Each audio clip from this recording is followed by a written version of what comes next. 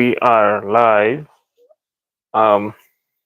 Just want to wait a little until we get more viewers to start this video. For the moment, oop. Hmm.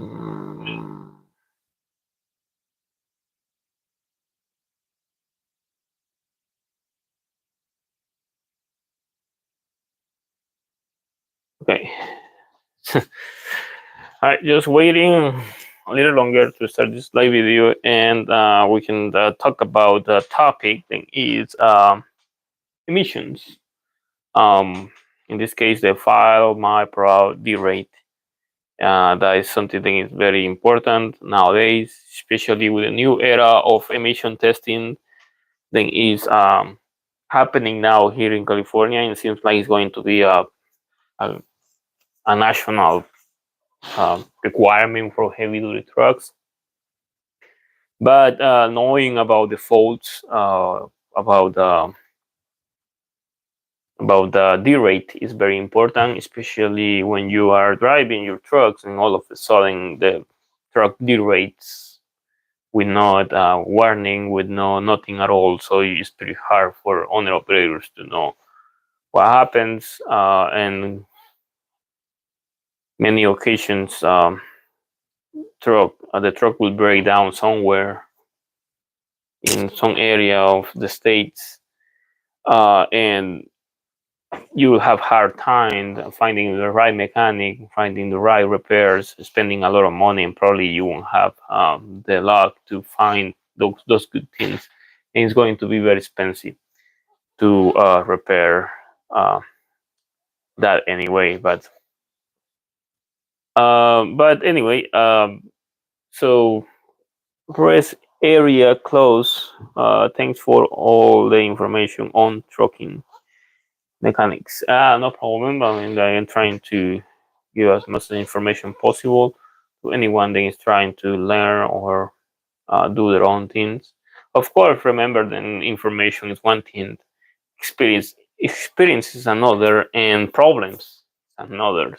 So sometimes the problems are nothing related to your experience you have, and sometimes the problems are not related to the information you have as well. So it is now I'm telling you, sometimes it's pretty hard to work on these trucks, even though then I work only mostly Frackliners. Still there are some problems, and it's pretty hard to find out. I had to spend a lot of time trying to finding problems, and of course the cost of repairs is pretty high. Many owner operators or company owners don't have the budget to afford expensive repairs, but it's part of the show, I suppose. So well, I'm ready when you guys are ready to start this video, so you can tell me anytime when to start this video, and if you have any questions, you can leave in there. If it's related to the topic, then we're gonna talk about derates in general. It will be good, so we can explain or touch different areas. Then probably I won't be reaching with my schedule I think I have. So that will be good. But just wanna wait, I suppose. I mean, just let me know when to start, or I can start now. So let me get this question right now. Torres STI. I get overboost and low NOx efficiency, then derate. I spend thousands on repairs and still get derate when I pull a heavy uphill. If you get overboost, I don't know what year or what model you have. I assume 2015, 2016. Anyway, it's normal then you get low efficiency when you are going up a hill because you're producing a lot. Yeah, that's what I thought. 2015 Cascadia. Those are 2014, 15, 16 are the only years that get that problem overboost. No other years. The overboost mostly happen, and there is area or a moment when the engine is just pushing a lot of pressure to the exhaust, and the turbo is not compensating that pressure, because you know that you have a wastegate. That 2015, the GHG14 has a wastegate on the back, then acts as a relief of the turbo pressure. So if the pressure is too high, it will open the wastegate and will decrease the pressure of the turbo. That way, there is no overpressure. I mean, at some point, the overpressure happens depending on the protocol the engine is running on, if it's on power or cruise and everything. So that's when overpressure is going to happen. But overpressure has nothing to do with efficiency. Just to make it clear, I mean, make it clear to you. You have a boost pressure problem. That's a totally separate problem than the low efficiency. Low efficiency, basically, most likely your SCR box is bad. And this is basically Derate.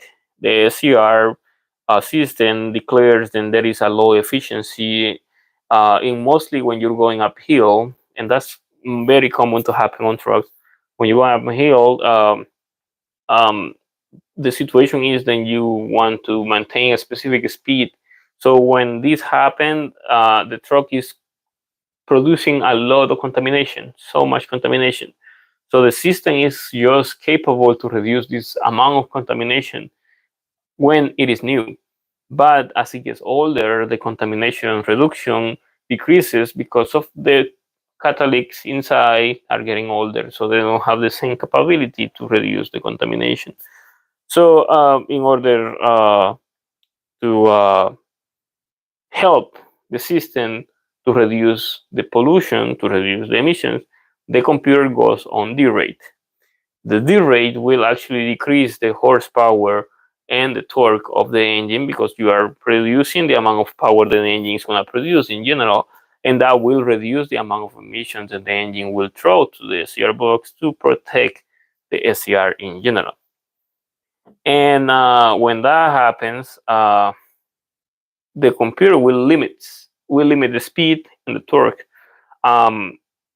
And what the computer is trying to do is to recalculate once again, and basically it's a cycle thing has to happen. So the SCR conversion goes back up, and if the SCR conversion doesn't go back up, you're gonna go into a more strict derate, and it's 5 miles per hour. But in the case of that truck, by what you're saying, is like you're going uphill, derate's going uphill, then you go on a level surface, and then the derate is gone. I think that is what happens to you, right, Torres STI? So in that case, it's basically the same thing: SCR box going bad, the SCR unit going bad. But in this case, it is not extremely bad. It is just not capable to reduce emissions. There is no way to fix that, to be honest. Sadly, Detroit and so many other manufacturers, uh, they're, they're, they don't give you the ability to replace only the SCR catalytic the filter. You can replace the whole unit, but not just the filter, just um, the the unit then converts the um, air, I mean the emissions, into clean air, right? You cannot do that. You have to buy the whole unit, which is going to be the whole filter with the metal and everything. And in the case of Detroit, the whole box, and depending on the manufacturer, that's how it's gonna go. So sadly for that truck, there is no other repair to do. You can spend so much money trying to replace sensor. If the more you see on internet, I'll be clear to you, the more you go online, the more you start researching online, seeing, oh, I have a low emission, what could be the problem? What could be the problem? The more you want to spend, because someone else says, oh yeah, you have to replace this. Oh yeah, someone else say, oh, you have to replace that, and you believe that because you don't want to spend money, right? You don't want to spend $13,000 on a SCR box. So you just wanna be spending a little money here and there. Uh, but yeah, see, that's what I'm saying. I mean, like I see you're saying, then you already replace the NOx sensor, you clean the filters and the harness. I mean, that's not gonna fix your problem at all. I mean, instead, you're just spending money on something that is not gonna fix your problem. I mean, don't get me wrong. I mean, I would say that there is nothing wrong with you replacing the filters, and I mean, cleaning the filters doesn't do anything. To be honest, on Detroit, if you wanna clean a filter, don't waste your money. They don't work. But replacing the NOx sensors and the harness, that's a good something that you have to replace anyway. They go bad anyway over the time. That's normal, but that is not going to fix a low emission problem. Except when you have a specific fault code telling you then you have a NOx sensor problem. Then only then you are going to go replace the NOx sensor.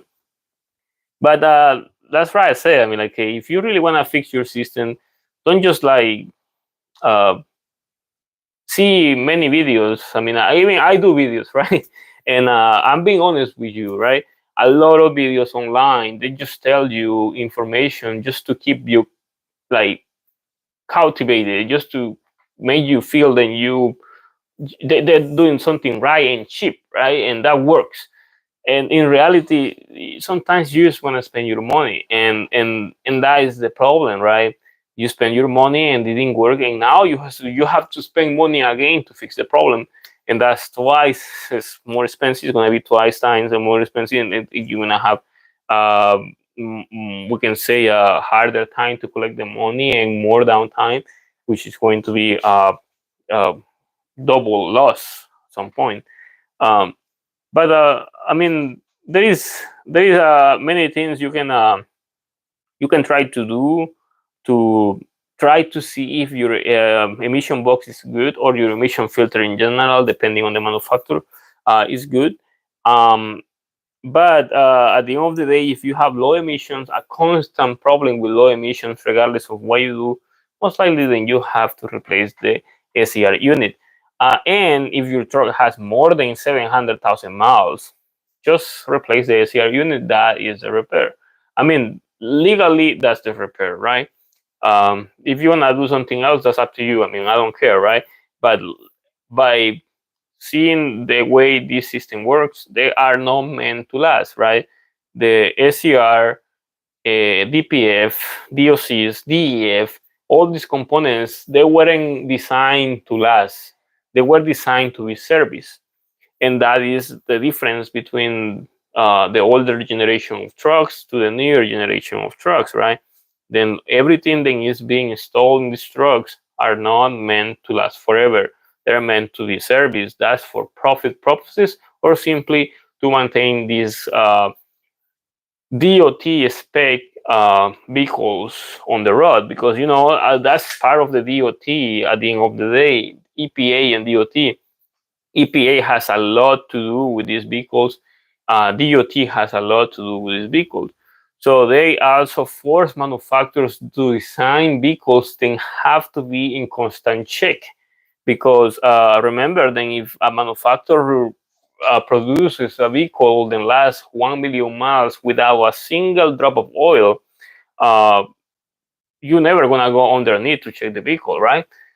So that's the reason why manufacturers also follow these specific protocols and DOT and EPA do, so that way you have to repair your truck regardless on how good or how bad it is. The computer will tell you there is a problem here.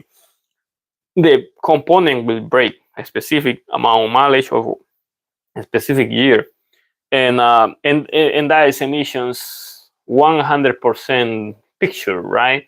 Because emission system, emission components don't last forever, and we can say then I wouldn't mind, to be honest. I wouldn't mind if you had to replace a DPF, a DOC, a SCR, and anything else, right? I wouldn't mind to replace it if it weren't that expensive, right? If you can buy the combination of the three units completely, like DOC, DPF, and SCR, and you can spend around $4,000 for all the units, I think it wouldn't be that bad, right? I mean, like, yes, it would be expensive, right?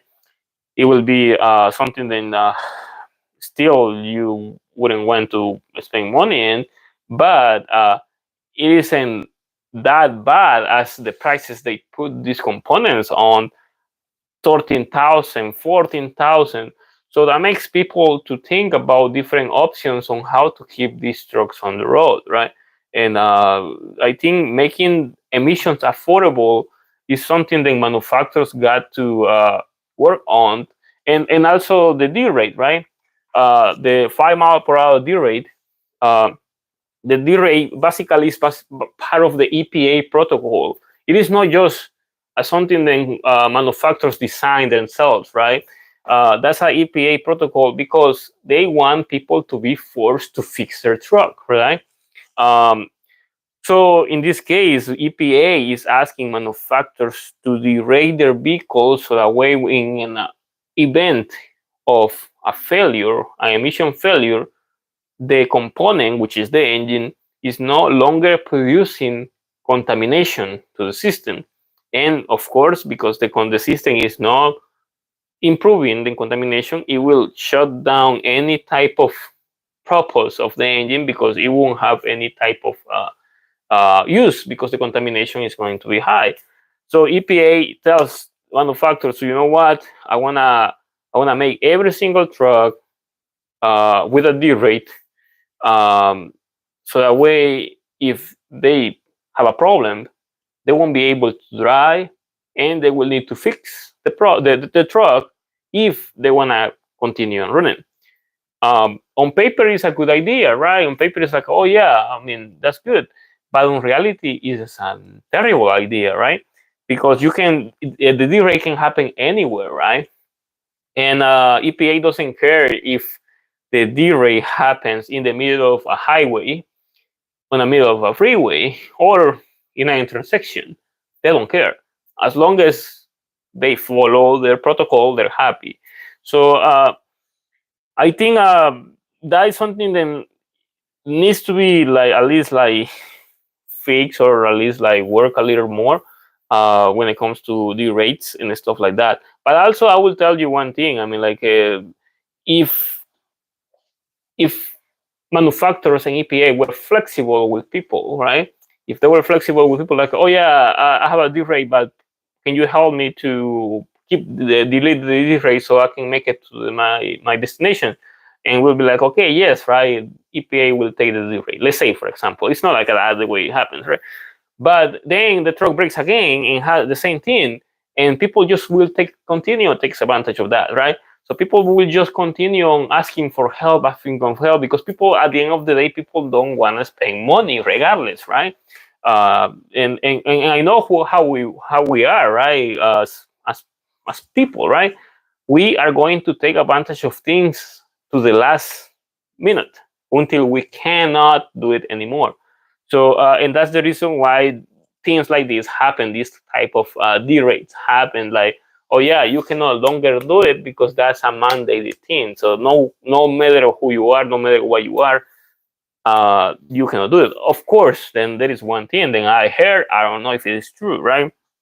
But I heard that most of the vehicles then are, how we can say, like, uh, eh, diplomatic vehicles, right? Government vehicles, and are diesel, they are not required to have emission systems, which makes sense, right? Because nobody wants to have a presidential pursuit and all of the sudden the armored vehicle gets on derate, right?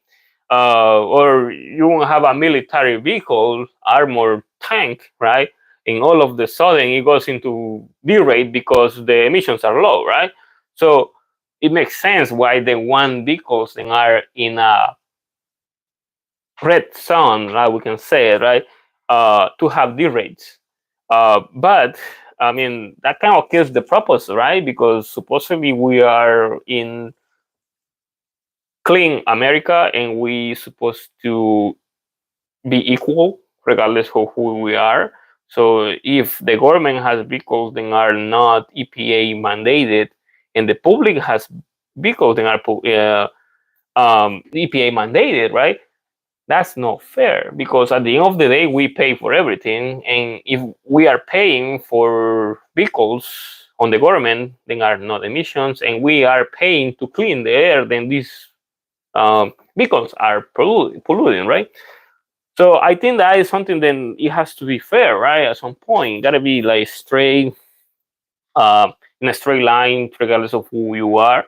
Of course, I would say like emergency response vehicles, like fire trucks and stuff like that. Okay, those trucks are not going to have emission systems, because they have to be 24/7, working 24/7, right?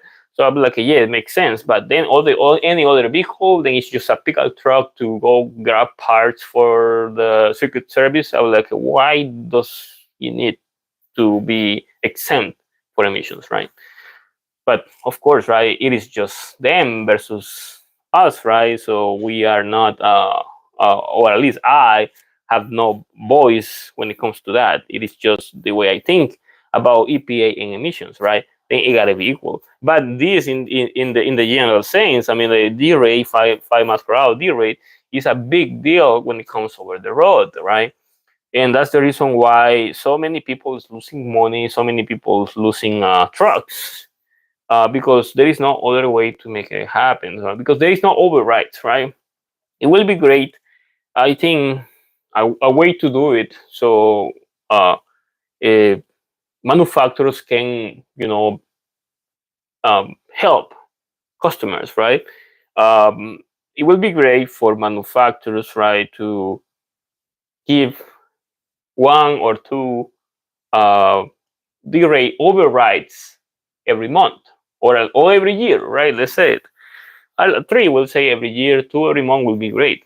So I will say like that. So two D-rate overrides. So let's say, for example, you're driving, all of a sudden you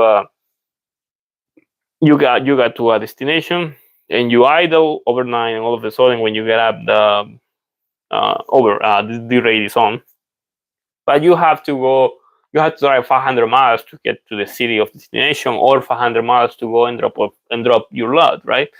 So will be great. Then you will have the option to do an override. You have an override switch or override call center. You know what, my truck is having a D rate, can you bypass it for this time so I can get the place to fix it? It'd be great, so they can bypass that, so you can make it to the place, to the destination, and then go fix your truck and you're done, right? But manufacturers don't do it like that. Instead, you have to call a tow truck, and a tow truck most likely will like to disconnect your trailer, so that way they can tow your trailer in a different tow truck, charge you two times the amount of money, and that will be more expensive than whatever it is. Let's say, let me see. I have a question right here that I've been seeing. Team thread. I don't know if I'm saying that correctly. Do you think DPF cleaning is worth money? Like diesel force cleaning, they charge around 1,500. Thanks. I mean, DPF cleaning used to be a big deal back in the day, 2010. I think nowadays, the DPF and the system that controls the DPF, which is the computer, emission computer, they are very advanced, and they usually don't need, many cases you don't need to remove a DPF filter, not until the computer tells you, then you need to remove the DPF filter. And the reason why they did like that is because most likely in so many occasions you have the problems, and the DPF is not having a back pressure, right? There is a clean flow on the DPF, but with that said, right, there is a clean flow, but also it is letting all the soot, the carbon build, go through the filter, so it's not filtering anything. So that's when the computer tells the filter tells the computer, you know what, I mean the sensors in this case, I'm leaking, so need to you need to fix the filters, replace the filters. So I will say, I mean, in some cases, to be honest, I haven't cleaned filters in a while, like many years, like over 8 years. I haven't removed DPF filters and sent them to a bakery to get them baked. Uh, I haven't done that in a while, many years. Um, and if I need to clean a filter, I usually use the software to see how it is working and do the deep cleaning with the software, and that's it. And if it is bad, of course, I want to find out, and we need to replace it. There is no cleaning for me because I think cleaning is a waste of money at some point. Of course, by maybe some mechanics don't think the same way, and some owner operators don't think the same way. But to each their own. I don't think that is. It is bad if you do it, but for me, it is just not worth the money because you're gonna spend like that 1,500, depending on the type of filters, 1,600, $2,000, and you put the filters on, and you have the same problems, right? So I think just save the money and replace them. Of course, then they're expensive. In some occasions, they could be worth up to $4,000, $5,000 for DPF.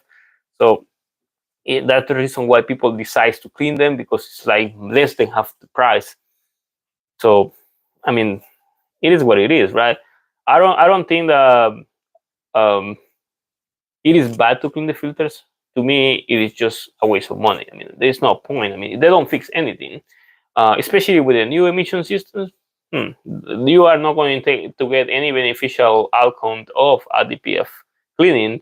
Um, Especially, I mean, on these newer trucks, right? But if you have older truck, 2010, the first generation of the DPF filters, I think that's fine. You can do it.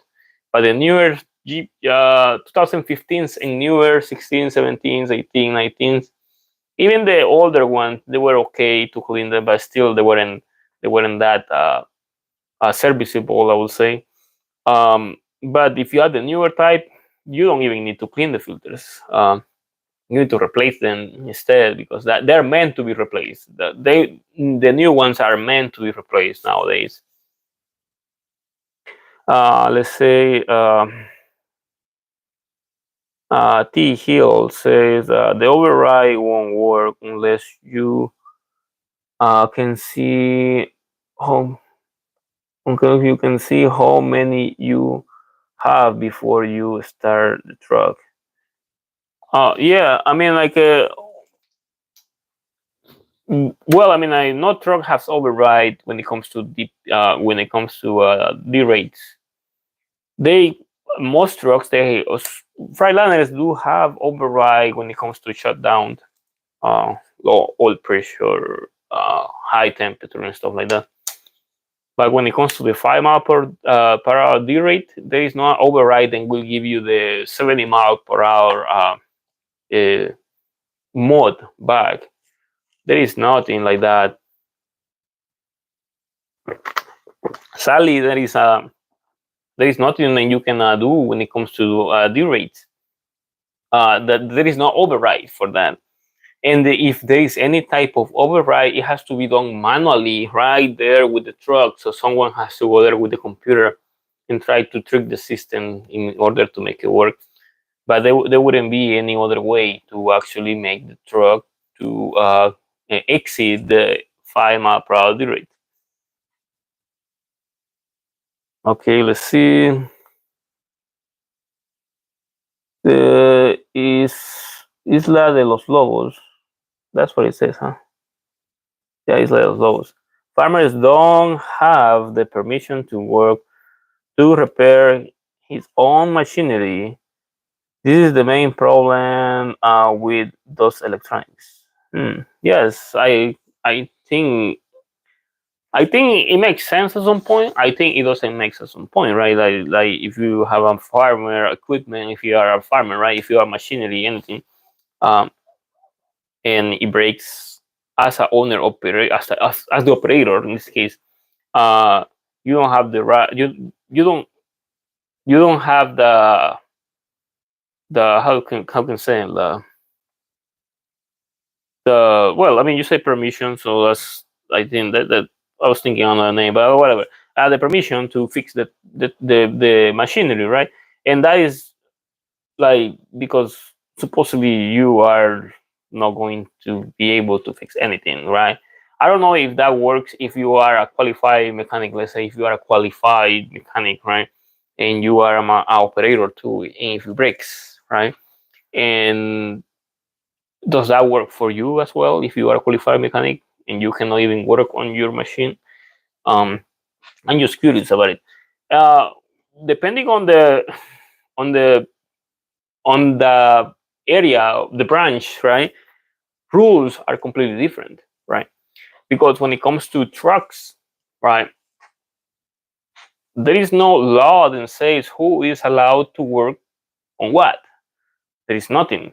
There is no rules. There is nothing that says a driver, a owner operator cannot do anything on the truck if it breaks. Um, so instead, right, as a owner operator, right?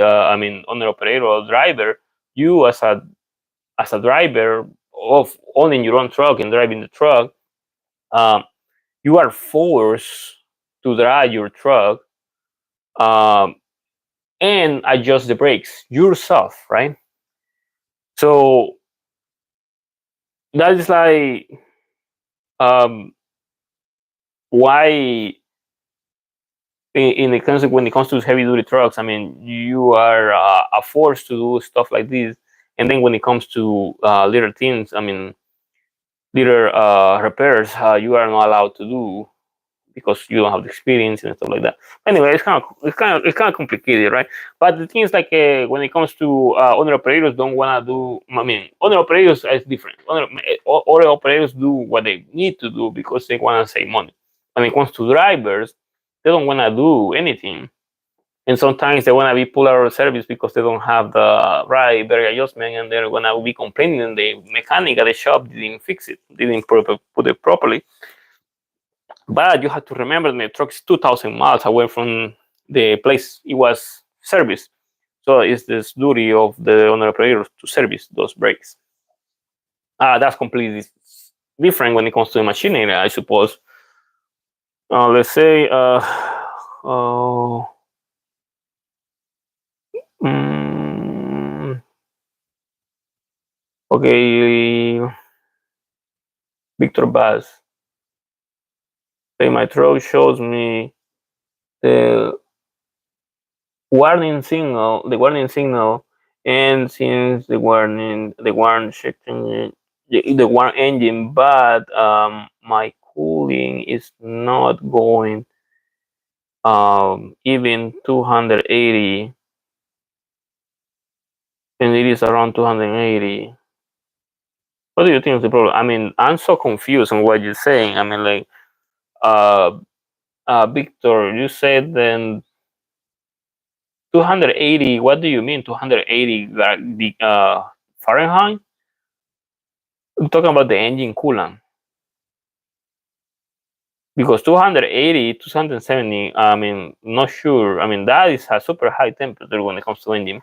So can you explain that a little better so I can understand what you're trying to say?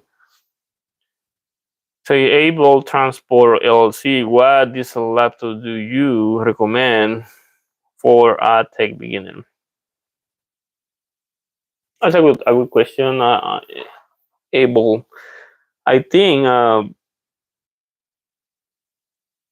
I think I should recommend a cheap one. Just buy a, a cheap copy, whatever copy like you can get, a basic one. Then gonna cost you $1,000, $2,000. Don't spend a lot of money. Don't make the mistake. Then a lot of beginners do.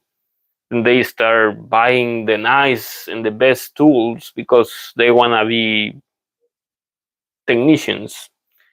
Uh, it's not about the tool. It is about what you can do with it. So in this case, if you want to start your own business or you want to start your own as a technician, as a mechanic, as a diesel technician, just find online, find on eBay or local. There is always sellers of laptops that are uh, known authentic copies, right? And they're cheap. They're like $1,000, $2,000, depending on the programs you have. You, of course, sometimes these programs are not gonna be 100% functional. Some of them, some of these programs are going to be a little crappy, I would say.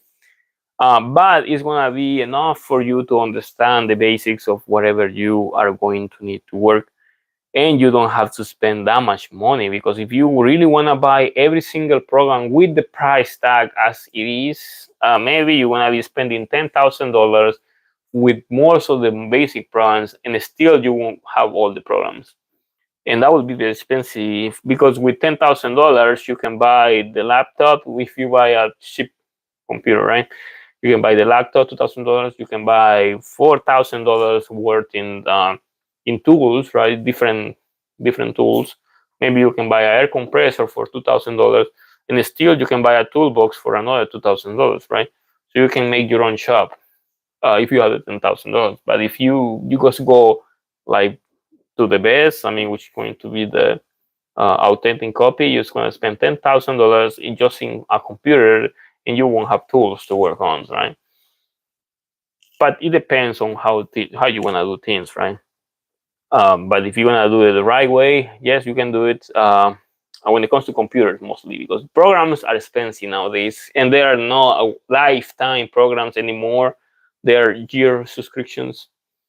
So you, you have to do subscriptions every single year. So that would save you a lot of money until you can be strong enough to understand all the things on the computer. Then you can go buy the most expensive computers and everything. But all right, you say thank you for your help. We have a couple of drugs, and I want to do more in-house repair. That's good. That's great. That's great. That's great. Torres STI says like, I've seen a video where they remove the outlet knock sensor and bypass and the low temporarily. Yeah, I have a video like that, to be honest. I did a video like that a long time ago, way back in the days. Um, and yes, that actually works for a long time. There is couple negatives when it comes to that. And it's like you're gonna have the check engine light on. It's gonna stay on forever, right? Until you fix the problem. Uh, and the other negative with that is that the system still works the same way. So the derate can happen with no warning for other reasons, because the derate is not just low emissions, right? The derate is also the air pressure, broken filters, and other things that are related to that. And and that is still gonna give you a derate the same way. The only difference is that it's not going to be only about uh, the emission derate. But it works. You can do it if you want to. If you are not in California, I will give you this, right? I heard, right? I'm not sure. I heard that, so I cannot guarantee it. But supposedly in California, especially, they're doing this type of CARB inspections that are kind of like tied with DOT inspections. They're not exactly the same, but they're kind of like taking the advantage of a truck being in a DOT bay. So that way, let's do a CARB inspection at the same time. So when you do that, like when you bypass the sensor, when you leave the sensor hanging on the side because you are trying to delete the derate or clear the derate, supposedly you can get a ticket, and someone then I know said then got a ticket, $25,000 for that.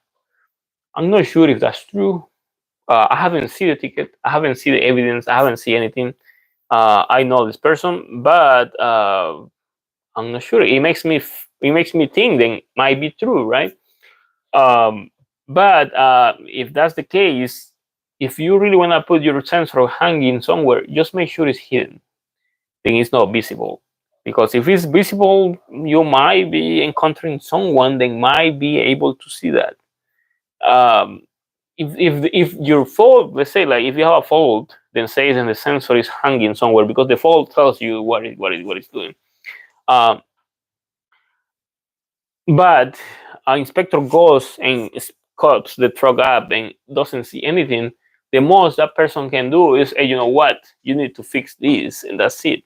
But if they find that thing hanging, that's like, you know what, you made this like that, so you are um, like how I can say like modifying the emission system of this vehicle, which is not allowed in the whole federal law, EPA law, right?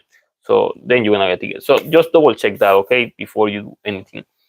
And that also will help if you have a emission, if you have this kind of problem, right? If you are going uphill and you got a derate, um, you can put the sensor on the side, do a region, and most likely that that fault will go away, and then you can make it to the city of the nation, fix your truck, and boom, you are good. Just make sure don't leave it forever. Uh, let's see.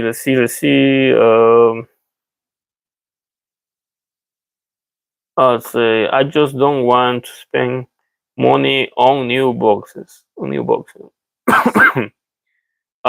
Just yet, it's very expensive. Yes, that's what I said. I mean, like, hopefully one day, which I don't think it will happen, but let's keep the hope, right? Hopefully one day these manufacturers are going to touch their hearts and say, you know what, this component is not worth $13,000. It's worth $2,000, right? $3,000. I mean, I will say then more people will go and buy new components for the trucks to maintain the emission system. But with the prices you have to pay to maintain your emission system, nobody wants to fix the emission system because they're too expensive. Just the NOx sensors are $400, and there is two $800. But the pump, depending on the manufacturer, it is basically the same pump for almost all manufacturers. But depending on the manufacturer, that's the price you have to pay. Uh, Peterbilt's, these pumps are going to be worth $1,800. That's extremely expensive, and it's just because the manufacturer is different. They may call it a different name, fancier name, and whatever, but it's the same thing, the same pump. It may have a different fittings, but you can just replace the fittings, and that's it. And also, I would say like the pump also can give you a big derate. The EF pump is one of the most important components of the EF system, which is the pump, right? And it can give you a derate for many different reasons. And the major reason why it can give you a derate is because the pump goes bad. So if you have a truck 2000, this only works for 2016 and up, right? Newer trucks. If you have a 2016, 17 truck or over 500,000 miles, replace the pump. Even though then it's not giving you any type of fault, just replace it because it's going to break and you are going to have problems over the road. If you have older versions, you can do it as well, but they have a different way they work. It's not as like the like how I can say like they are not on check, right? Because the older ones they didn't have a constant check. The computer will be seeing how the performance of the DF pump is. But for the newer ones, yes, the computer sees how the pumps are working, and if there's a problem with the pump, will give you a derate. Um, and uh, and and that's something that you can easily fix. You can just replace the pump, right? And that will help you so much. Let's see. Victor Basay, 180. Okay, so you said then you are getting engine warnings. So you're getting engine warning, then the coolant system or the cooling system, the temperature of the engine is too high, but the temperature isn't the high is 180. That's what you asked exactly what you say, right? Or is there is something else? Because see,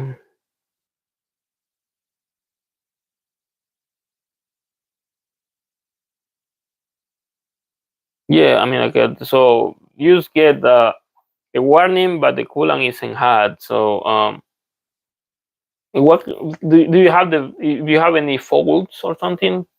I can look into something.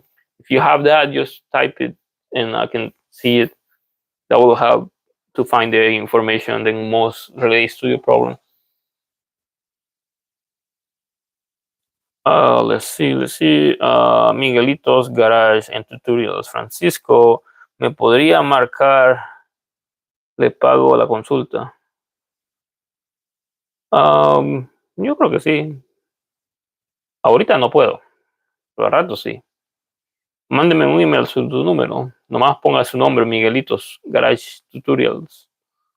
Y ahí le marcamos. Osel Lily, I love you, expertise. I have bought it ABS light. It comes after driving for a while. Welcome. Well, ABS lights, you need to pull the folds. I need the fold code to know what is going on. Usually, you are going to get more lights like ABS, hill assist. That's what it is. HSA. I think that's what it is. And the traction control, they are all together. So if one fault happens, they all gonna light up. So in this case, I would say then I will need to have the fault in order to help you a little more. So like that, just because the lights are on, it could be many different things. There is thousands of codes related to the ABS system.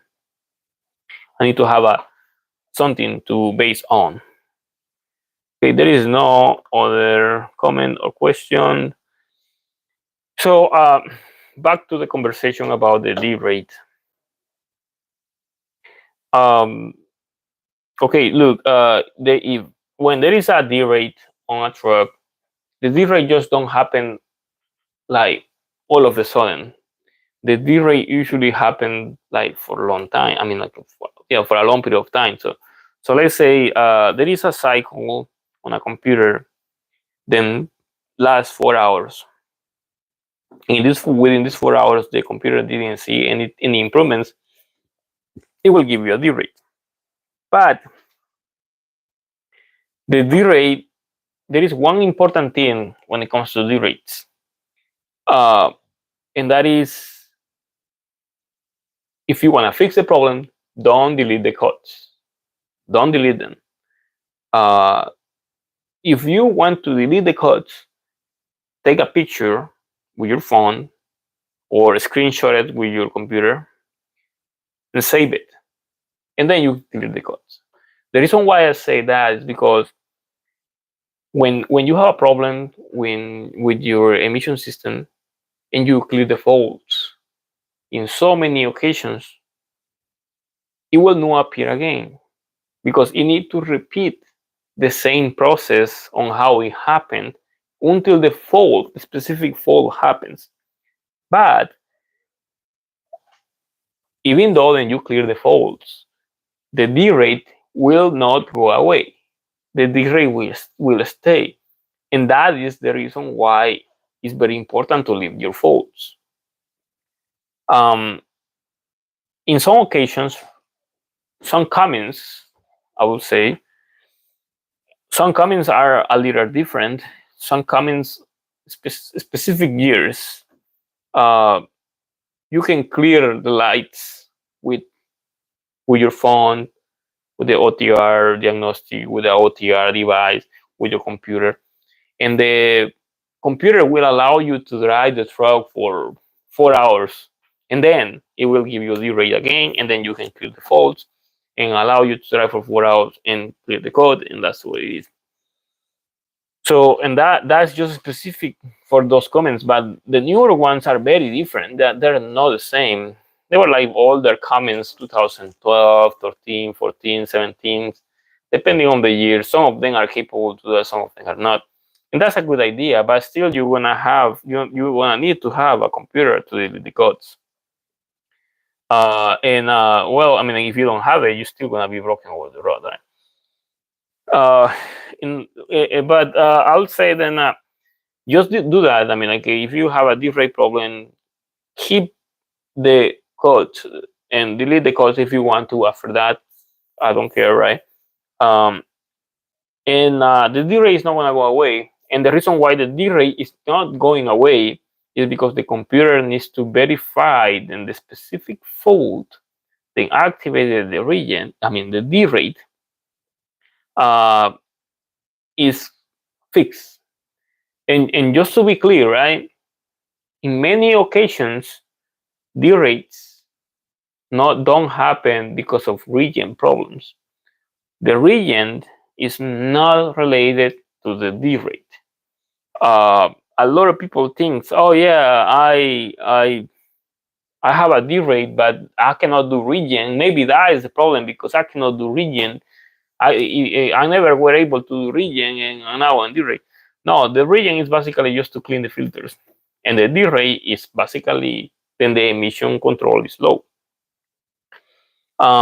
So of course, right, if you have a truck then it's not capable to clean the filters, you most likely you wanna enter derate, I would say. And the reason why you wanna enter derate is because the computer, in a general sense, in a general logic, the computer uses the region as a manipulator for the temperature. So if the SCR system, let's say, is having an issue and it needs to be corrected, it will ask for a specific type of region to maintain a specific amount of temperature to see if the system is working correctly.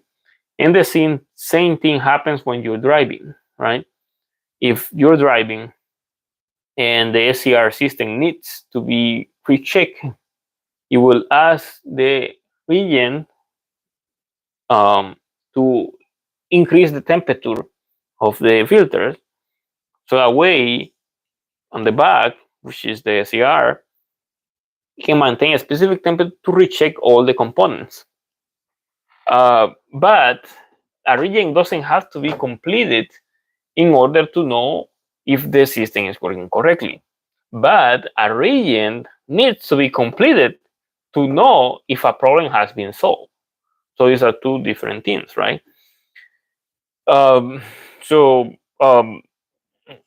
when it comes to this derate thing, it's very complicated, and it's getting more complicated as days go by. I mean, like for 2021 trucks and newer, derates are extremely difficult to remove, we can say, to verify. And the reason why they are extremely difficult is because you have to follow a step-by-step process. And this step-by-step process sometimes takes hours, sometimes days, just for you and the computer to verify then the truck is running fine. And that will cost a lot of money to the owner of the truck. And sadly, that's the way they're doing it. For older trucks, it was easier. And for the older trucks, 2014s and older, it was way easier to get them out of derate. But for the newer ones, it's just getting more difficult. So any truck that in 2021 then is broken over the road, and it gets into derate mode, and you go to a shop to try to see if you can fix it, most likely you're just gonna waste your money. Well, it depends, right? maybe there is some shops around the country that are good, but in many occasions the shops that are in some states are really bad. I mean, not really bad. I'm mostly saying that they don't have experience when it comes to emissions. So you take your truck there for emissions, and they wouldn't do anything, and they will charge you money anyway because the truck was there anyway. So and that's the reason why it's so complicated nowadays with these derates and SCRs. Sadly, there is no way on how to override it, and that's what I was saying before. There is no way on how you can override the DPF, the DOC, the SCR, the DEF. There is no way. Maybe one day manufacturers do that, like overrides, uh, or you have to pay overrides. You can call them to give you a specific code to override the truck. I think that will work, because it will help you to move the truck. But there is no other way. Um, but if for any reason you are driving your truck and you got a derate, uh, um, you do override service. Oh, that's great. uh, if for any reason you are having a problems with your emission system, um, and I think the most important thing you can do is like find out about the fault codes. That's the most important thing you can do. Um, a lot of people will do computer programming and stuff like that to remove the derates. But I mean, as a mechanic, I will say, it is more important to fix the problem than bypass it, go around it. Because it's easier for me to tell you, oh yeah, you have a derate. Okay, let's program your computer so that way it fixes the problem. But I'm not learning anything from that. But then if I do the other way, it's like, oh yeah, we need to fix it so that way we get the truck back on the road. The other way is expensive. So, and that's a debate between mechanic and owner operator, right? Or company owner. And they're going to be like, oh yeah, I prefer the other way because it's cheaper. Or the mechanic will be like, oh yeah, I prefer the other way because it's easier, right? And the profit is 100%. But I mean, there is no, we can say, a correct answer when it comes to derate, because it is just so expensive to maintain these units.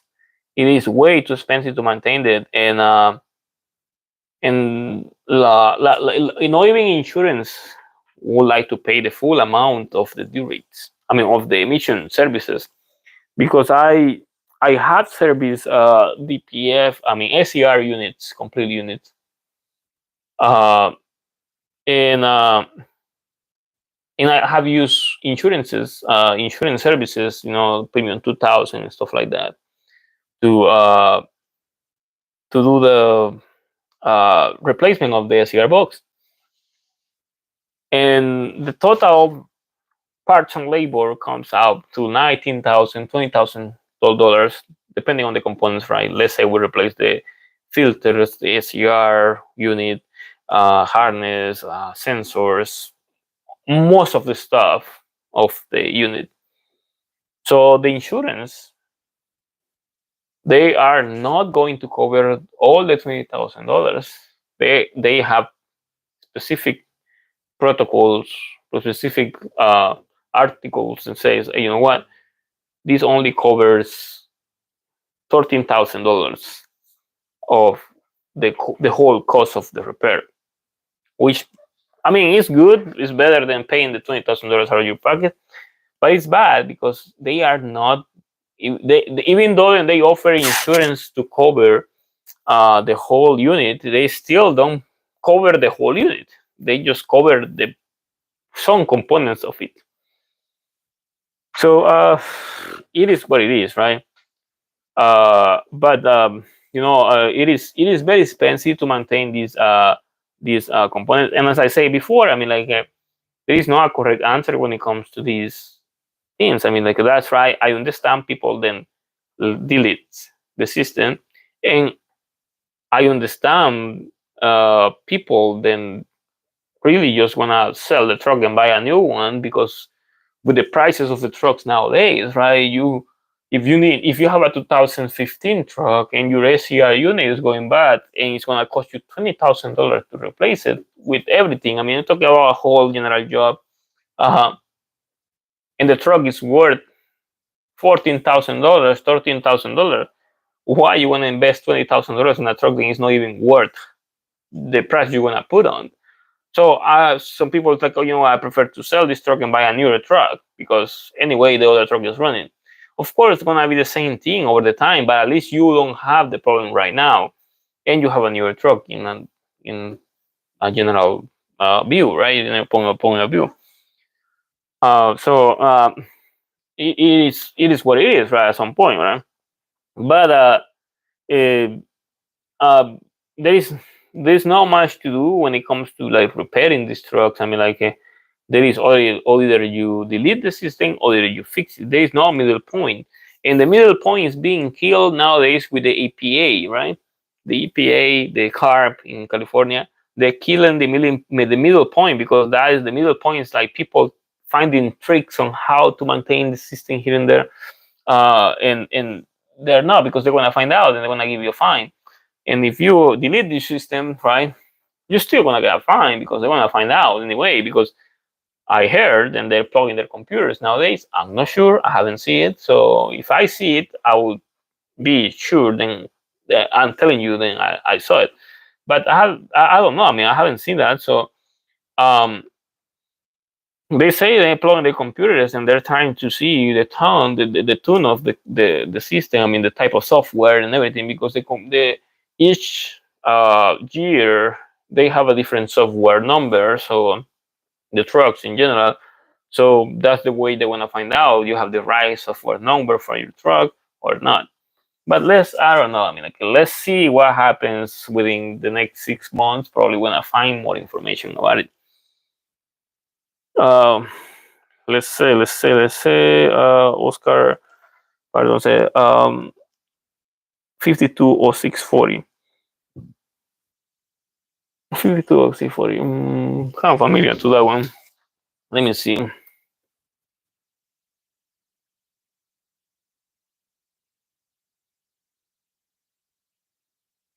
That one is in here. 520640. That one is in here. Let me find in a general.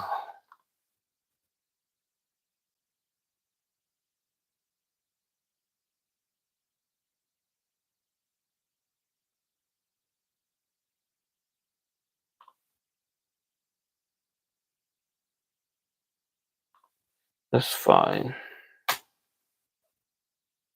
What that means, there's not much information about that one.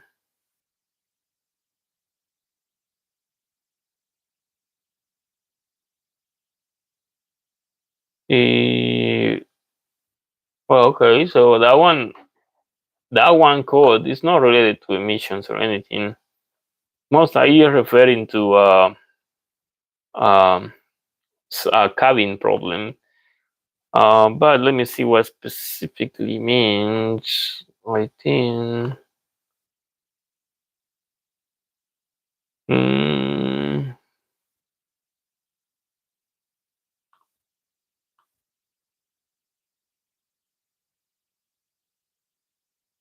that's something related to the AC compressor.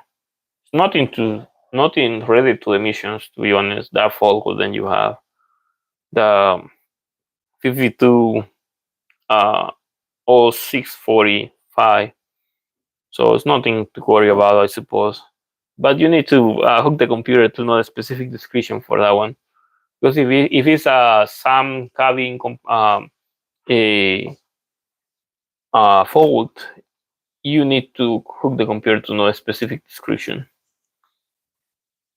Let's see. Torres STI is when I get the Derate with flashing the fly, I have to pull over and do a region, and it will go away for a little while. Yes, for the older trucks, 2015s, Taurus, that works for the older trucks.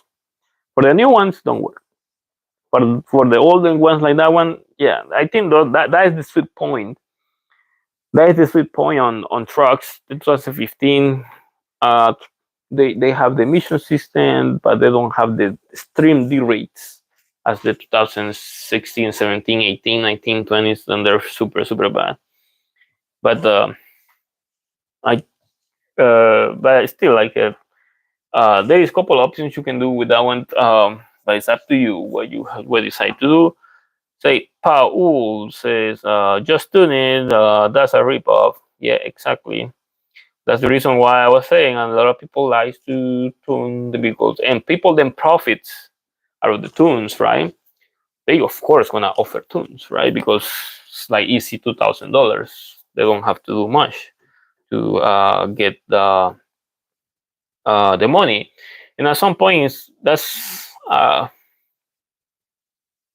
like I say, it helps the people to maintain their vehicles running, but also we can say it's mostly to improve the system, right? I mean, like to make it last longer time so it doesn't break. It also helps you as a owner operator to maintain the truck away from the shop, right? So it is good and bad for mechanics, right? It is good, and you don't have to deal with emission system, but it's bad because you are not going to come back to the shop for emission problems. But of course, there is a bunch of problems with trucks. There is a bunch of problems with trucks, so it's not something that you are going to uh, you need only emissions to work. Like, no, it's not like that. But I mean, to each their own. Whoever wants to do, as I said, I mean, if you want to delete your system, it's fine. For whoever offers delete systems, I mean, to delete trucks, I mean, I don't care. I mean, it's your job. I mean, like, I am not authority or anything to go and say, oh, that's bad, right? But either way works, right? Whatever works, that's what you have to do, right?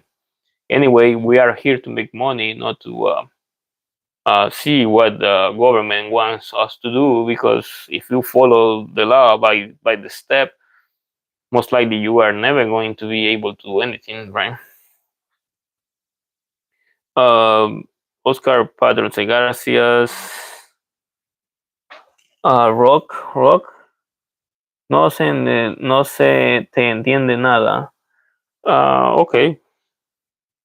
Okay, that's good. All right, so well, I mean, like that's all I was saying about the D rates and stuff like that. So it's kind of hard. I mean, like when it comes to dealing with these trucks and in a day by day operation. But I mean, there is a couple options. The tune is one option. Fixing it the right way is another option. Um, we can say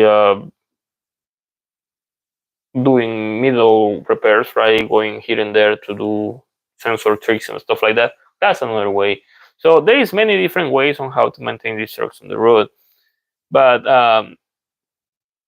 the thing is, like, a CARP or EPA is kind of killing that uh, point because of they're enforcing the law, and that was something that they weren't doing before. But I mean, what we wanna do, right? We have to do our best to maintain the business running, and whatever we need to do, that's what we have to keep on doing to make the money to feed our families. Anyway, I'll say, like, if you own a truck and you ever get to deal with a Derate, um, the easiest way to deal with that sometimes will be cheaper. I would say, like that. Sometimes it will be cheaper to call someone to delete your system so that way you can make it to the destination, right? And fix it right there, or on your city of destination, right? Then taking your truck to a shop, a local shop, wherever the truck broke, uh, uh, and they won't solve anything, and still they want to charge you money. So I think at that point that was great. I would say then, if you have the ability to have a computer, then it's deleted. Um, and the ability to have the tools, and know how to do the system, how to work on the system, it'll be great for you to have that in case you have a Derate. You swap computers, and you continue, get to your destination and everything, and then boom, go back and take the truck to the shop, fix it, and leave it as it was before, original, everything, uh, EPA standard, right?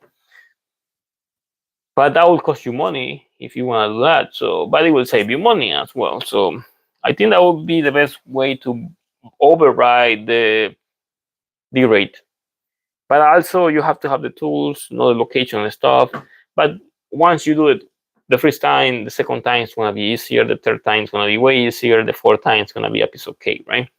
Uh, so everything depends on that. So that would be my best advice to any operator, any owner operator, or company owner. Just buy a bunch of computers like that and have them ready in case something breaks. Okay, I'm sending this computer with this other driver, so that way that truck can be on the way, and we can fix it here. Because that's the major problem with trucks. I mean, the rate is a big deal, right? But a bigger deal is the shop you're going to take it. You take it to a dealer. Not only they want to charge you a string amount of money, like a large amount of money, they want to take forever to fix it. 2 weeks, 3 weeks, 4 weeks, 5 weeks, even more sometimes. And on top of that, of course, they want to give you a $10,000 bill. And if you take it to in the independent shop, maybe they want to take a week, 2 weeks, depending on how bad they are, and they want to charge you a lot of money, and that will be expensive, right? I mean, and still you have to fix the truck as soon as you get to the city of destination. Let's say Chargo Rodriguez. Hey, how many computers have to be programmed to be deleted to swap with when Derate? Just one computer. So engine computer or Cummins, in other manufacturers, emission computers for Detroit. Just one computer needs to. Of course, there is other parameters that you need to work on, but just to bring the truck, that's not a big deal. You can do it just with one, and then you can just like swap it back if you want to keep the factory spec emissions, right? That's only if you want to keep the factory spec emission. If you don't, I mean, that's up to you. I mean, I don't care, right? Uh, but okay, so I think um, that's a lot to talk about these emission systems. I don't know if you guys have more questions about these, about how to deal with these emissions. I mean, I'm trying to give you the best advice possible. I think I'm giving you more information than whatever you should uh, know about, but I'm just giving you ideas on how to keep these trucks on. Okay, that's something. Then say Charak Barlow. I think that's your name, right? Hello, Francisco. Trump administration declared to shut down EPA department. That is something then is very contradictory, very controversial nowadays. And I'm glad that you brought it up. I personally, right, I am a tester, CARB emission tester. That's what they call it, credential tester. Um, So personally, I haven't received any type of memo, any type of information, any type of uh, a, we can say a declaration. Then this system is done, is over. I haven't received anything, and I go online and I type on YouTube EPA shutdown, carb shutdown, a smoke testing shutdown, and there is a bunch of videos, people talking about like this and that and that and that. And that. But when I go on Google, on uh, Mozilla or any other engine to find information, any other finder, uh, I don't find information at all about EPA shutting down uh, services, CARB shutting down emission testing. So I don't find information related to that. I mean, there is information like this and that, but nothing that says exactly EPA is shutting down for good. There is nothing like that. So I'm not sure because I heard uh, something about uh, our president doing that, but I'm not sure, right? I'm not sure if it's true or it's not. Um, and I haven't seen changes, right? Let's say, for example, like if EPA is going to go completely off, right? Completely like switch off, like no longer in service. Why are they taking forever to do it, right? Um, I don't think they need that much time to do it. Uh, but I think that is the reason why they're making it feel like so people get excited about it. So I'm not sure. I mean, like, I don't know what you guys think about that. I mean, uh, it is a big deal. It's a big controversial topic when it comes to emission. And hopefully, right, this year, if this continues on being a thing, about EPA, which is CARB in California anyway, shutting down doors for good. And if there is the truck show here in Ontario, and CARB happens to be there, I will be more than happy to ask them if this is true, which I don't think they will say it's true, but I will be more than happy to ask them. But they don't like when you ask them questions about that. And also, with one thing, I mean, like California, CARB, I mean, they stopped that $5,000 fine they were giving to non-tester vehicles, not tested vehicles in the past. Because in the past, it used to be like a vehicle that was not tested used to receive a letter saying that if you don't test your vehicle within this amount of time, you will pay $5,000. That was stupid, completely stupid. Because uh, why they only give you 30 days? I mean, not with cars, they give you 90 days. So why with trucks? I mean, at some point it makes sense because if you give 1 year to a trucker, they just gonna work 1 year and they're gonna wait until the last day to do it. But this is democracy, right? So okay, 30 days, you have a warning, you need to do smoke testing. 60 days, you have a warning, then if you don't do it, you're gonna get fined. In 90 days, if you don't do it by the end of the day, by the end of the 90 days, you get the fine. That is democracy, right?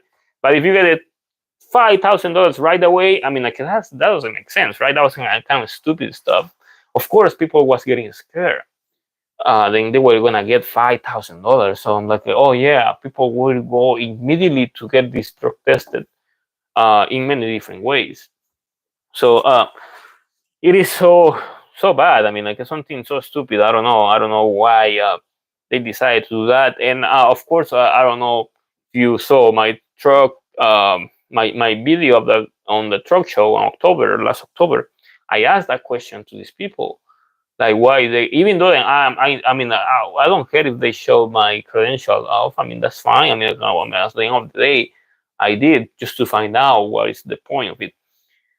But I asked them like, what's the point? What's the deal? Why their priority is putting $5,000 fine before they actually helping people to do the emissions, and they don't like to like be asked those questions. They don't like to answer those questions because they knew there was something weird about it, so they didn't have a right answer. They only have a, oh yeah, because if we don't do it, people will just take advantage. But yeah, I mean, like, I get that point, but 30 days is a very minimal time. 90 days I would be like, okay, that's more acceptable, that's completely like normal. But 30 days, I mean, like, that's not. And also, there's one thing. I mean, like, they say, like, oh yeah, emission testing is only for trucks that are low on emissions, but that's not true. It's a random test. There's a random test. So um, I know people that have 20, 25 trucks, like brand new ones, 4,000 miles, 5,000 miles, 50,000 miles. Let's say those are brand new trucks, and they already getting letters saying that you need to test the trucks. Supposedly, trucks that are new, those don't require to be tested. But this is a random thing, so they are not following a protocol. They are following numbers. So, okay, this guy right here has 20 trucks. Okay, let's send 2 of his trucks for testing. Oh yeah, we happen to see Mario driving a truck over there, right? Oh, let's send him to the truck testing, right? So let's see how his truck's doing. Oh yeah, we have this crappy ass truck driving down the hill. Okay, that truck needs to be tested, right? So that's how they doing this thing. And as that one guy says right there, green new scam. Yeah, exactly. It's a scam at some point. Of course, yes, it is good and they're cleaning the air, and I agree. Then the air has to be clean, but you don't. If you want to clean the air, you can buy machines to clean the air, right? With the money we are paying for that, but that's not what happening. What happening is like you just paying fines for for what? I mean, just because you are paying the fine, right? They are not going to do something with the money they're collecting. Instead, they're gonna buy more vehicles to enforce the law. And most of these vehicles are going to be gasoline or diesel. They're not going to be electric. And to pollute more the system, so that way they make sure that the system is clean. Uh, let's say couple questions here. Okay, buenas tardes, Francisco. Buenas tardes. Andrea said, "Hey, hi, Francisco. When I spoke with you here last summer about the bus in the bus, I decided to prepare and fix the truck. Okay, bye. Then I was ready for this job. Now DPF. Oh, yeah. Yeah, that's how it is. I mean, like, it is. It's bad. I mean, like, I have a couple of people trying to fix trucks, and all of a sudden, the truck breaks before they want to fix it with something else they need to fix, and it's very expensive, and it's just the way it is. And that's the reason why it's important to fix components before or at the moment they're bad, so that way by the time something else breaks, you don't have 2 things to fix. But that's what it is. I mean, like, thanks for the replies. If deleted, will it damage the engine or just bypass after treatment system? Well, I mean, like, it depends on the type of delete you do. There is some tunes that are really bad, and I have seen before, um, especially for D13s. And some comments. Depending on who is the tuner, then, because the majority of tunes, right, the people in delete the systems, uh, most of these people they don't do their own maps, they don't do their own files, so they get the files for someone else, for someone else, for someone else, for someone else, and sometimes these files are already corrupted. Uh, and when you install a file, then it's corrupted. Of course, your engine is going to be corrupted, right? You want to have problems. But if you install the proper tune for the proper truck, you are not going to have any problems.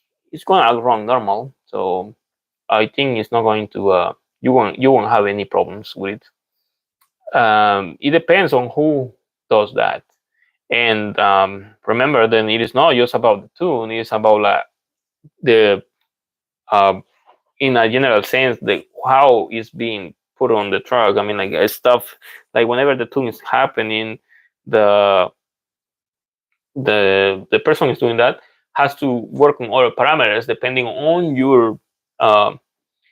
your needs, right? If you want to delete the system completely, if you are not going to delete completely, if you're just going to bypass it for the moment, stuff like that. So that person has to do that, so that way the truck works in the best way possible. Because if you want the truck to be normal again, you don't have to do a full delete. You just have to do tune, let's say, right? And then the system is going to work like there is not filter at all. And then when you put it back, you don't have to retune it back. You just plug in the computer and everything, and it will work. So, but it's a lot of technical stuff right there, to be honest. But um, for whoever does that, that's fine. I mean, okay, you can deal with that. Uh, Stark says, "Did you see Bruce Wilson Scania? What do you think about the Europeans simulating the entire American industry with their trucks? Um, that truck has an engine brake almost 2,000 horsepower and two and 770 horsepower factory. What? Yeah, is that true? I mean, like I would say one thing. I mean, like uh, the the reason why the Americans are not, I mean, American vehicles in general, they're not the best compared to the external market, just because they want to keep everything on their profit, right? Everything has to be controlled with profit. Uh, eh, there is laws in other countries than we have here, than are, I mean, that we don't have here, and there are laws that are here than other countries don't have. But in I think like I will give you for example, right? Europe also has Detroit DD15, right? But it's called Mercedes. I mean, I think it's all OM 472, OM 71. I think that's the number. Uh, and that engine is different than this engine. Um, it uses the same thing and everything, but the components are not exactly the same. They're completely different. But then there is not just the vehicle being designed; it is also the laws, safety laws, emission laws, and stuff like that. Then American vehicles are being reduced in the way they are produced and stuff like that. Um, for some reason, they don't want to produce big ass engines, diesel engines here in America, because I think they just want to keep on electric systems. And I remember then I'm from El Salvador, right? And I remember them back in the day when I was in El Salvador. Trucks over there weren't exactly American; they were coming from different places, and some of these trucks were like almost indestructible. Like we had some Isuzus, we had GMCs, right? But these GMCs weren't American.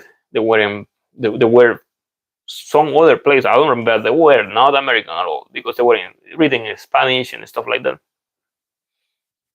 And they were extremely reliable because extremely powerful, and they weren't. How we can say like slow. They weren't because they were like very very slow to take hills and stuff like that. They were really nice vehicles, and of course American vehicles were nicer. they have more comfort, they have radios, they have stuff like that, but they weren't as capable as the other market vehicles that were designed. Um, so I think what happens here is not, it is not in the American industry is being humiliated by the Europeans. I think it's happening, then that is what they wanted to happen. So that way we spend a lot of money on modifying vehicles and trying to make them better and stuff like that, because everything is about money, right? Because if you have a truck that has everything you want from factory and the sticker price just the same as the other trucks, I mean, you will buy the truck that has everything you want, but that's no business. There is no business on that. So that's the reason why they want to give you the lower quality product, so that way you modify it, because the same manufacturer is going to sell the pattern of the product to the aftermarket companies or to their own companies, so that way they can produce more money. They want to increase the product, I mean the profit in a bigger way than just selling the vehicle to you and bye and never see you again, right? So I'm not sure. I mean, but in a general sense, I would say then I like some European vehicles. I mean, most of the diesel technology we have in America is European. Detroit, European. Cummins is kind of half and half. Packard, European. Volvo, European. I think then Japanese we don't have much, because most of the Japanese vehicles, well, you have Hino, and that's pretty much in Isuzu. That's pretty much all. But I mean, European technology when it comes to diesel is pretty advanced compared to the American. Americans are pretty lazy when it comes to diesel, to be honest. I don't know why. I think it's just because we don't think diesel is good. I mean, diesel is pretty slow compared to gasoline, and I think that's the reason why people don't care about. And also the pollution is a little higher. But that's how it is, I think. Well, I mean, like, I don't know if I said this correctly, Stark, but yeah, I mean, like, it's great to have a 700 horsepower factory spec truck. I mean, that's really great. That's something that only you can do it as a tune, as an aftermarket tune, not as a factory. Okay, so thank you. Say one more question. The Spawn gets bad often? No, it doesn't get bad often. 500,000 miles here and there. That's most likely what it is. Muchas gracias por la respuesta, carnal. Saluditos desde México. Jaja. Sí, allá en México hay unos vehículos muy buenos. Allá también. México tiene mucho vehículo que es bueno. Incluso vehículo americano que solo es hecho en México. que no hay aquí. Y es más bueno que el que venden aquí. No entiendo. Es una campaña de negocio muy extraña, que no se pueden hacer vehículos muy buenos en Estados Unidos porque entonces no hay negocio. La potencia y el torque en las ruedas, 770 caballos de fuerza, 2750 libras de torque, un motor de 8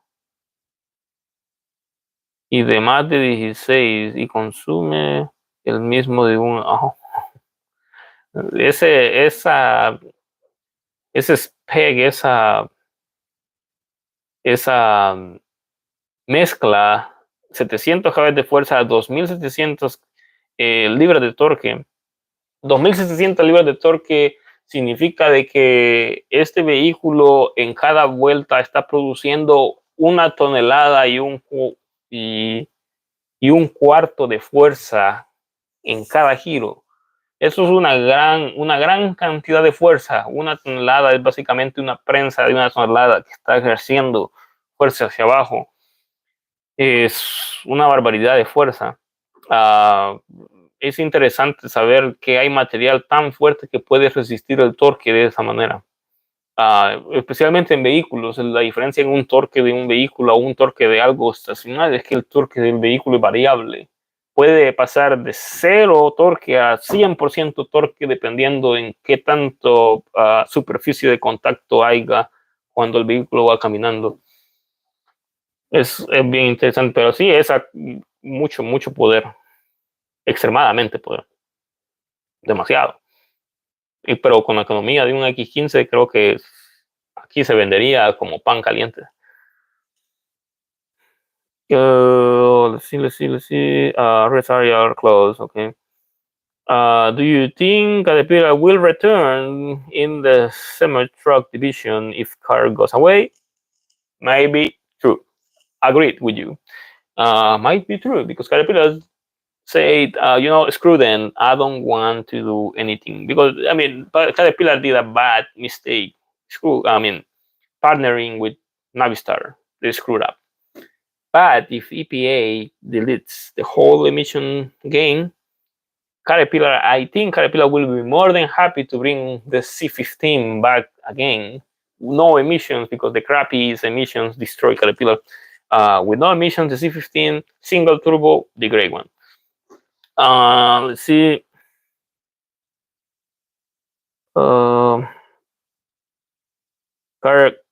Kari Entertainment Media, can you tell me about the spring leaf pushback? Spring leaf pushback. You mean I don't know exactly what you mean. Let me see. Maybe I haven't heard that term. What that means?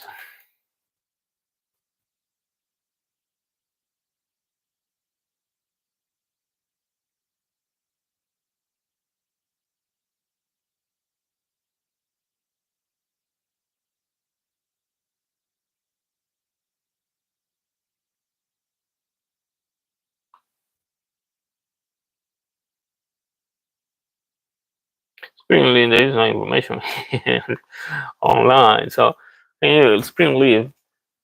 From spring leaf pushback. You talk about like pushback as by the way I see it, like bouncing or like whenever it loses the ability to how you said to absorb the weight of shock.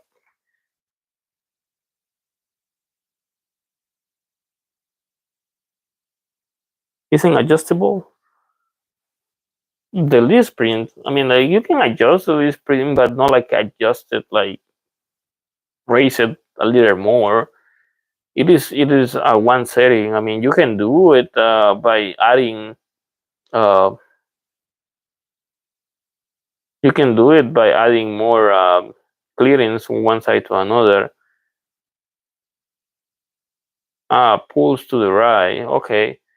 Well, like if there is leaf sprint, if there is a pull to the right, like things like if you have a leaf sprint, that'll be equal the two sides. If there is one thing is bad and the other one is good, you have to replace both and then align the vehicle. And maybe also you might encounter a little damage on the tie rod bar and the drag link, and you need to replace it. And that will help you to maintain the vehicle aligned. Because and also depends if you have an electric power steering or you have the conventional power steering. But if the vehicle is still to the side, most likely then you need to replace both of the springs to maintain the level of the vehicle. Let's see. Andrew Subakot says, now the problem with the DPF SCR closed loop maximum limit periodically as inducement line on Derate and Derate of course. Just a couple days ago, I spent 7 hours in efficiency test. Yeah, that's true. Andrew, this the closed loop. The closed loop is kind of crappy. That is a super hard thing to fix. I know cases people spending days trying to get the truck out of Derate with the closed loop and they couldn't. It's kind of hard, very crappy. Stuart says sí y que lo sí, que lo ofrezcan de fábricas sabiendo que te aguantará fácilmente un enemigo. Sí, Stark, si el motor es capaz de mantener una gran cantidad de fuerza, obviamente va a poder correr 1 millón de millas. Una vez todos los componentes que tenga, como radiadores, bombas de agua y todo eso, sean capaces de durar ese mismo tiempo, el motor no va a tener ningún problema. Sorry, Andrews, Subacox says, sorry, symbol amount is limited. Comment, I can say what I want to say in the comments. Oh yeah, that's true. That is exactly what it is. Yeah, it's true. Yeah. I understand. I'll better to tell you in English. There is a study launching then UNS in the USA. Scania is known worldwide as the king of the road. In Europe, they told me they made the C18. That's interesting. C18 is the big one, Caterpillar, right? That's what it is. Yeah, I heard them because in the past, start. I remember the Scania's engines were that's German, I believe, right?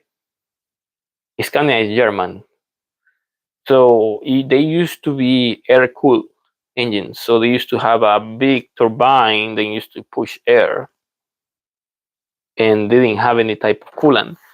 And they have a big oil cooler basically, and those engines were really reliable because I used to work. Oh, Suecia, okay. So I remember I worked on that engine and a Scania engine. There was air cooled engines, and they were super reliable engines. And all you have to do was do oil change. That's it. There was nothing else to do on that. Of course, eventually it will break, man. But it didn't need that much repairs because it was all uh, basic. It was all mechanical. So if something broke, you would be able to see it. Yeah, I believe that statement. It's true. Scania is a big deal over there. So Isla Lobo says, sé que no lo necesito, pero alegre el día. Gracias por compartir. Gracias. Sí, vamos a ir terminando el día, el fin de semana, ya me quiero ir para la casa. Ya es hora de irme para la casa para descansar. Así que vamos a terminar. Gracias por recordarme que hay que alegrar el día. Say Sherlock block. I think that's what it is. Hey, I keep getting the code 3464. I replace the throttle and the pollute, but it's still coming back up. 3464. I think that's emission or what it is. Let me see.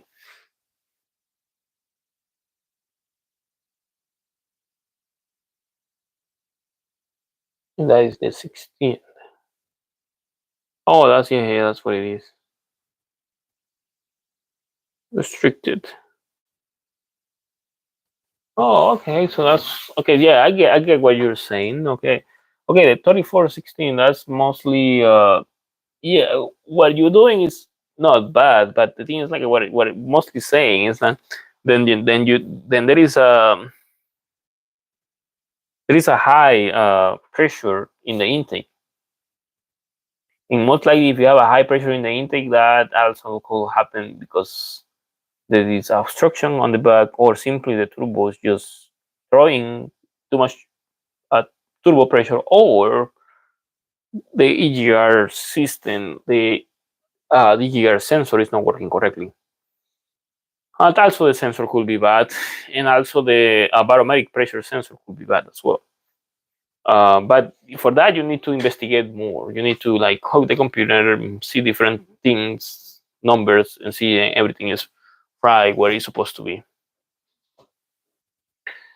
Let's see. Let's see. Entertaining media says, "Can you do a phone consultation and charge fee?" Yeah, I can. I suppose. Need to share my phone number with you guys, or maybe email. I will do. Yeah, I can. Yeah, Swiss. Okay, yeah, that's what we're saying about the scanning.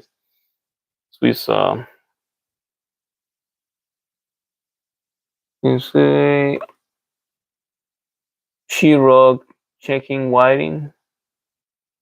What do you mean with the Shirog checking wiring? And the craziest thing is then a Volvo launches the FH16 with 780 horsepower, 2080, 802 pound-feet, full stock. Imagine then here. Uh, Man, here I will have traveled to Europe to train.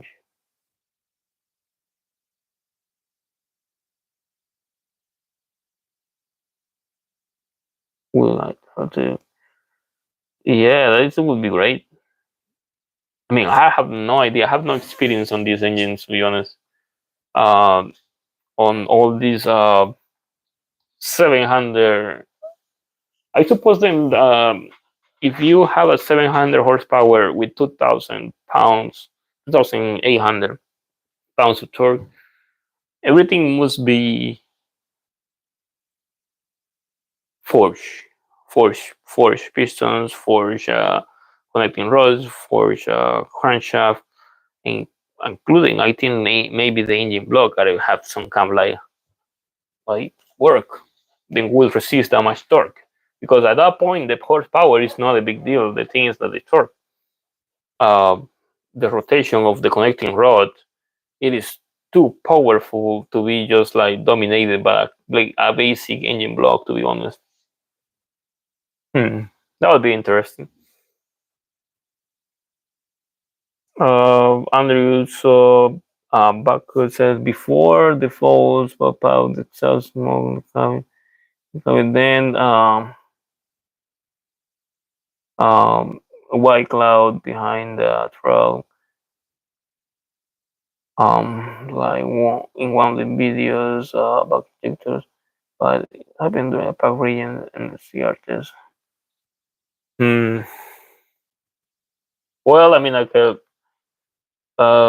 yeah, you need to do more research about this one. It happens only once per 2 months. Pumps good. DF those are good. Ways to look or what else to look. Okay, that's what it. Um, you see, looks like the HD does have the very much fuel. Mm, no, I don't know. I don't think so. The thing is like to know more problems. I mean, more information about that. We need to hook up the computer and do a region and everything, and see how the system is working. And in some occasions, driving region with a trailer on will be the best to see more about it. Those problems are kind of hard to find out just like that, just by information. They require a little more than just information, to be honest. Well, I think that's all for this live video. It's about to be 2 hours. Then, when you have some time, watch the Bruce Wilson's videos and read the comments. What surprises me the most is then they conserve conserve the performance, allowing you to increase their horsepower. What? What do you mean? Like, and they are considered the horsepower. I mean, you mean that you can do more power on those engines? That's what you're saying? Like you can do 1,000 horsepower on those? That's too crazy. I mean, like that's too much. That I mean, you need 90 horsepower to move around like 4 or 5 people, 200 people. I mean, 200-pounded people, like a 1,000 pounds with 90 horsepower. You can do it. But that is like, yeah, that's a lot. Well, that's easily achievement. 3,000 pounds of torque with reprogramming, and they give guarantees. What? Yeah, that's people's some. They are smoking some kind of crack, something different. That is a lot of power at the wheels. That's crazy. Oh yeah, uh, that's a true performance. That's so funny how I see a lot of guys here driving uh, Supras and Skylines. What would be the RB26 engine Nissan, and they're happy to push 1,000 horsepower, and they're so happy to do that. I mean, like a 3,000 pound feet. That's. I mean, to move a vehicle, that's like destroying. If you don't do it right, you will break your dry line every single stop, and you will break your differential every time you like launch your truck. To be honest, that's too much power. So you have that's the problem with power. Then you need to have something that resists the power, not just to have the power. That's impressive, to be honest. That is a lot of power. Well, I mean, okay, that is enough for me. Gotta go home. I hope you like the video, and wanna try to do a different video in the future about it. I mean, like, I try to select the videos. I always give you the list of the ideas I have for videos, and you guys select the best topic. So, and maybe next video we can just talk, right?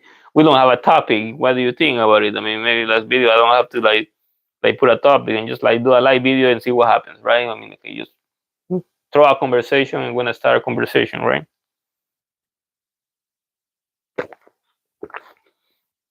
So that's what we can do for like next live video.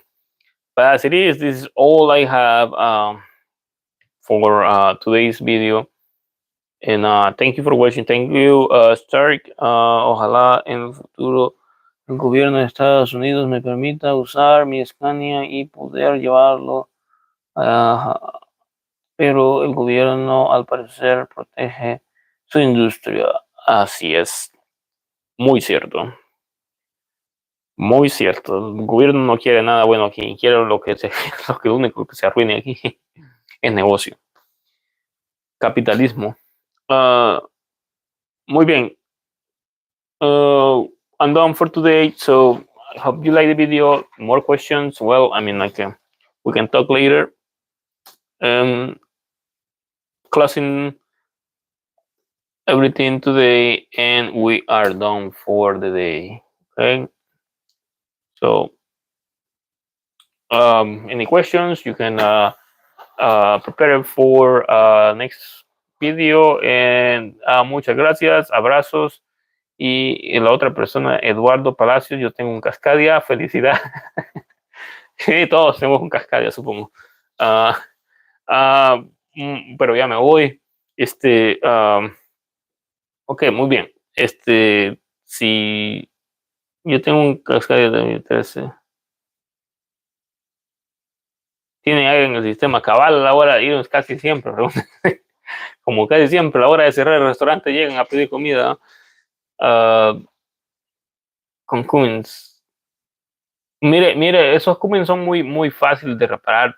Antes de hacer cualquier cosa, solo mire que la bomba de transferencia trabaje. Casi siempre la bomba de cuando no quieren prender en las mañanas, Bomba de transferencia, fíjese eso, se le sacaron la cabeza. Bueno, también fíjese que no tenga fugas externas o internas. Pero la bomba, vea que la bomba de transferencia trabaje, porque esos Cummins no tardan en prender, esos prenden rápido. La bomba de transferencia se arruina y nunca prenden, cuesta prenderlos.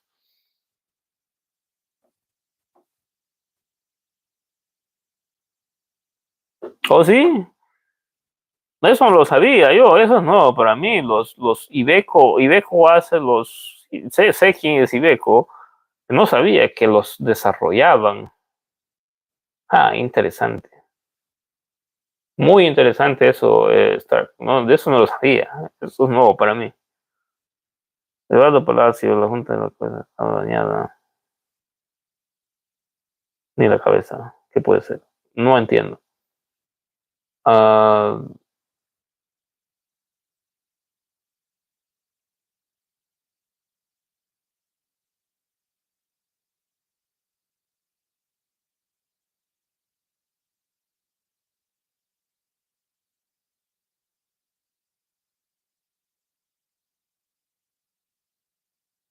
el PX15. El PX15 es también el Cummins. Bueno, sí escuché yo de que el PX9 es Cummins. La verdad que el MX-14 es una basura. el, el, el motor Packard. Pero si es el PX15 va a ser Packard, está mejor. Porque el 13 ese sí que valió. Lo llevé a un taller y ellos determinaron. Uh,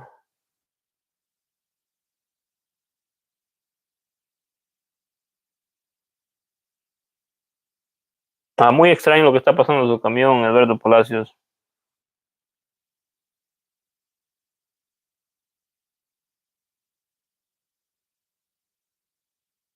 Pero no entiendo, qué es lo que está pasando? ¿Está agarrando aire? Dijo.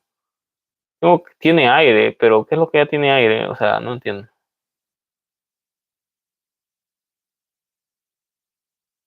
Pero exclusivo para el DAF, el PX15 nomás para el DAF. Es que aquí el Packard pues usa el Packard básicamente es el DAF, que sería el Kenworth, el Peterbilt, pero, pero ese motor no sirvió. O sea, sí sirve, ¿verdad? Trabaja y todo, pero no es tan como debe de ser, ¿no?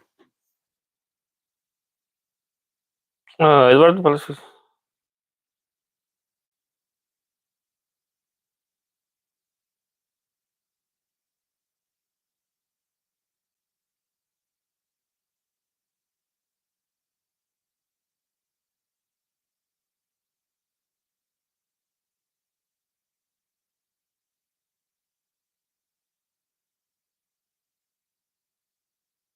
Es muy diferente el Packard. Estoy viendo en están que traía coolant, pues eso no, esos solo son los puros injector cups que se arruinan, que se los pueden cambiar. Pero pues, ay,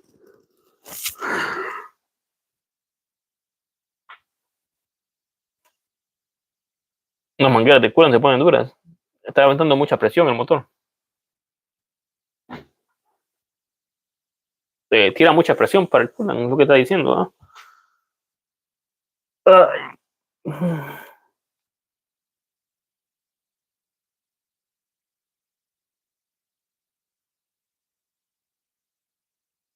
No. Bueno, bueno, está muy extraño ese problema con su camión ese. Oh, ok, está diciendo de que sí, que están, sí, posiblemente está jugando con presión. A veces le digo de que las cabezas de los Cummins aparecen a veces que no están quebradas, pero están quebradas. La quebradura es bien mínima y pues, causan problemas así. A veces la llevan a los laboratorios, la chequean, la revisan y todo y dicen que todo está bien, pero generalmente solo pasa eh, ah, cuando, cuando la cabeza está en alta temperatura.